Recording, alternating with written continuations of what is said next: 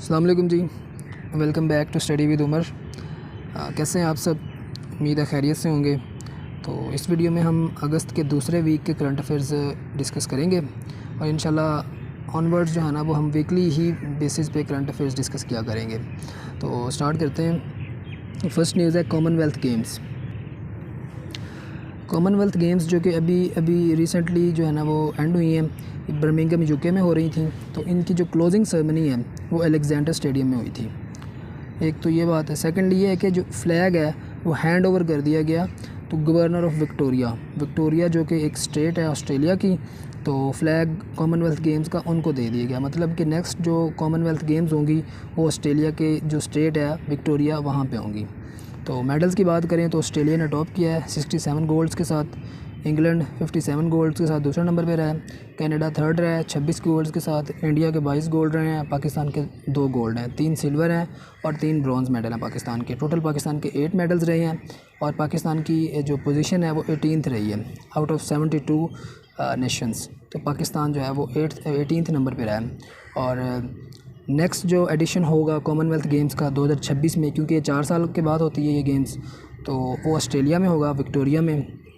और इसके बाद जो है 2030 वाला जो एडिशन है वो हैमिल्टन, कनाडा का एक सिटी है हैमिल्टन। 1930 में भी इधर ही हुई थी और 2030 में भी इधर ही हो रही है। 100th एनिवर्सरी है कॉमनवेल्थ गेम्स की, जो कि 2030 में हैमिल्टन में होंगी। नेक्स्ट न्यूज़ है जी HEC से रिलेटेड कुछ डेवलपमेंट्स थी, मैंने उनको समअप करने की कोशिश की है। पहली बात तो ये कि HEC के जो चेयरमैन हैं वो डॉक्टर मुख्तार अहमद है, रिसेंटली अपॉइंट हुए हैं। और जो मेंबर हैं HEC की गवर्निंग बोर्ड के वो हैं 21, टोटल 21 मेंबर होते हैं चेयरमैन को मिला के। और उनमें से 8 मेंबर्स जो हैं वो रिटायर हो रहे हैं नेक्स्ट मंथ। इसके साथ साथ है जी एजुकेशन पॉलिसी। पाकिस्तान ने 2009 में बनाई थी एक एजुकेशन पॉलिसी, तो उसके बाद से अब तक कोई नई पॉलिसी हम नहीं बना सके हैं। 2016 में जो है वो एक नेशनल एजुकेशन पॉलिसी का ड्राफ्ट जो है ना वो तैयार किया गया था, लेकिन उसके बाद उसके ऊपर मज़ीद कोई काम नहीं हुआ। 2018 में जो है ना वो हमने एक फ्रेमवर्क बना लिया, नेशनल एजुकेशन पॉलिसी फ्रेमवर्क 2018 में हुआ, लेकिन मज़ीद कोई अभी काम नहीं हुआ, जिसकी वजह से जो हमारी 2009 वाली पॉलिसी है वही स्टिल ऑन गोइंग है। तो 2009 की जो पॉलिसी थी वो ये कहती है कि education budget should be 7% of GDP। जितनी आपकी GDP है उसका 7% आप एजुकेशन को दो, ये 2009 की एजुकेशन पॉलिसी कहती है। लेकिन अभी जो पाकिस्तान इकोनॉमिक सर्वे है, जो इकोनॉमिक सर्वे ऑफ पाकिस्तान है, उसकी रिपोर्ट के अकॉर्डिंग जो 2021-22 का जो फाइनेंशियल ईयर था उसमें जो है एजुकेशन के ऊपर 1.7% ऑफ GDP जो है ना वो खर्च किया गया है, जो कि बहुत कम है जो 2009 का जो टारगेट है। नेक्स्ट न्यूज़ है जी स्टेट बैंक ऑफ पाकिस्तान की एक रिपोर्ट के अकॉर्डिंग जो पाकिस्तान की जो एक्सपोर्ट्स रही हैं फाइनेंशियल ईयर 21-2022 में, तो वो 31.79 बिलियन रही हैं। जो फाइनेंशियल ईयर अभी ख़त्म हुआ है, अभी जून में ख़त्म हुआ है, जुलाई में अगला जो है ना माली साल स्टार्ट हो गया है, तो उस पूरे साल में जो है ना वो 31.79 बिलियंस ये एक्सपोर्ट्स पाकिस्तान की इतनी रही हैं। नेक्स्ट न्यूज़ है जी कोलंबियाज़ न्यू प्रेसिडेंट, तो गुस्तावो पेट्रो, ये अभी रिसेंटली इलेक्ट हुए हैं। ये इंपॉर्टेंट इसलिए भी हैं कि वर्ल्ड्स फर्स्ट लेफ्टिस्ट प्रेसिडेंट है, मतलब लेफ्टिस्ट आइडियोलॉजी को जो है ना ये फॉलो करते हैं, तो ये इसलिए इम्पोर्टेंट भी हैं गुस्तावो पेट्रो। और ये जो कोलंबिया का कैपिटल है उसे कहते हैं बोगोटा। नेक्स्ट न्यूज़ है जी स्टेट न्यूज़ एजेंसीज़ के हवाले से। तो ईरान की जो स्टेट न्यूज़ एजेंसी थी ये न्यूज़ में थी, क्योंकि अभी टॉक्स चल रही हैं दोबारा ईरान न्यूक्लियर डील को जो है ना वो रिवाइव करने के लिए। तो ईरान की जो स्टेट न्यूज़ एजेंसी है वो है इरना, ठीक है। और UAE की जो है वो भी रिसेंटली न्यूज़ में थी, तो उनकी है वैम। और MTI जो है वो हंगरी की जो है स्टेट न्यूज़ एजेंसी है। इसी तरह इजिप्ट की जो स्टेट न्यूज़ एजेंसी है वो है मीना। नेक्स्ट न्यूज़ है इटली के इलेक्शंस की। इटली के इलेक्शन जो हैं वो अनाउंस हुए हैं कि 25 सितंबर को होंगे। इसी तरह कुछ और कंट्रीज़ के भी इलेक्शंस होने हैं। इजराइल के जो इलेक्शंस हैं वो 1 नवंबर को होंगे। और as we all know that जो प्राइम मिनिस्टर थे इटली के उन्होंने रिज़ाइन कर दिया है। मारियो ड्रागी उनका नाम था। तो प्राइम मिनिस्टर तो रिज़ाइन कर गए, लेकिन प्रेसिडेंट स्टिल हैं, उनका नाम है सर्जियो मैट्रेला, ठीक है। और इसी तरह ब्राज़ील के जो इलेक्शंस हैं वो अक्टूबर 2022 में होंगे। नेपाल के इलेक्शन नवंबर 2022 में। तो ये इलेक्शंस जो है ना वो करीब हैं। ज़ाहिर है इसलिए इम्पोर्टेंट है क्योंकि इनके बाद इनके नए प्रेसिडेंट या PM बनेंगे, तो फिर वो एग्ज़ाम में पूछे जा सकते हैं। नेक्स्ट क्वेश्चन है जी अरब लीग का, क्योंकि ये क्वेश्चन एग्ज़ाम में अक्सर पूछा जाता है कि कब बनी थी अरब लीग। 22 मार्च 1945 को बनी थी ये, और टोटल मेंबर्स इसके कितने हैं, जिस स्टेट को ये बनी उतने ही इसके मेंबर्स हैं, यानी कि टोटल जो है ना वो 22 अरब स्पीकिंग कंट्रीज़ हैं जो कि अरब लीग का हिस्सा हैं। और इसका जो कैपिटल है अरब लीग का वो कायरो में है, इजिप्ट में है। नेक्स्ट न्यूज़ है जी Europe's largest nuclear power plant. तो जो यूरोप का सबसे बड़ा न्यूक्लियर पावर प्लांट है वो यूक्रेन कीव में है, और इसका नाम है जी ज़फरोज़िया। ये इंपॉर्टेंट है, ये न्यूज़ में है, तो ये पूछा जा सकता है कि यूरोप का जो लार्जेस्ट न्यूक्लियर पावर प्लांट है वो कौन सा है। इसके बाद कुछ पैलेसेस हैं, कुछ महल हैं, सदारती महल है जहाँ पे जो है डेलीगेशन, फॉरेन डेलीगेशंस वगैरह आते हैं, विज़िट करते हैं। तो सबसे पहले है डोलमबेक पैलेस, ठीक है, ये इस्तांबुल में है, यानी कि तुर्की में है, तुर्की।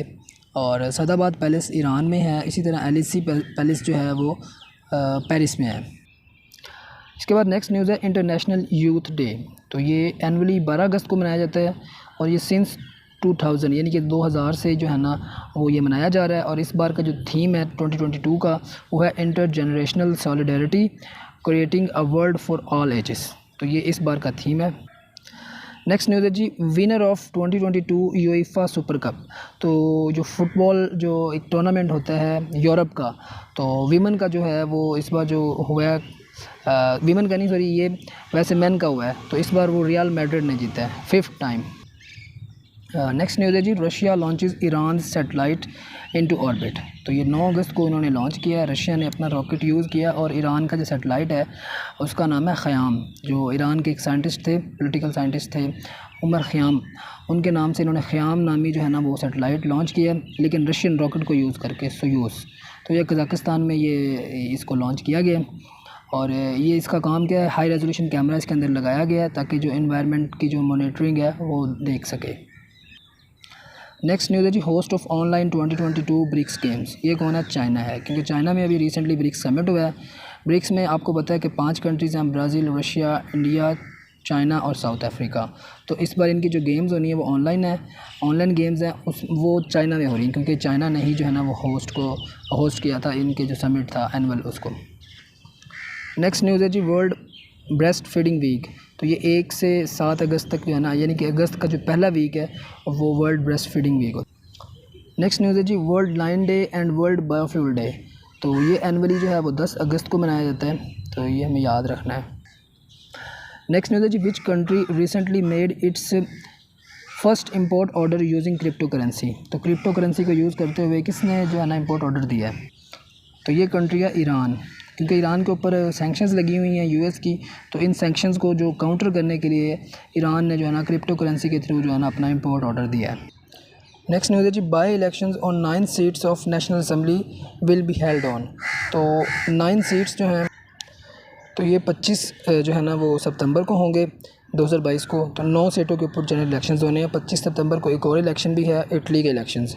तो पाकिस्तान में जनरल इलेक्शंस हैं 9 सीटों के ऊपर, और इटली में जो है ना वो उनके जो मेन इलेक्शंस हैं वो 25 सितंबर को होने हैं। नेक्स्ट न्यूज़ है जी TTP leader killed on road side bombing on 7 August 2022। तो 7 अगस्त 2022 को जो टीटीपी का कौन सा लीडर है जो कि अफ़गानिस्तान में बॉम्बिंग में मारा गया, तो उसका नाम है जी अब्दुल वली उमर खालिद खुरासानी, उसका रियल नेम था, अब्दुल वली उसका नाम था।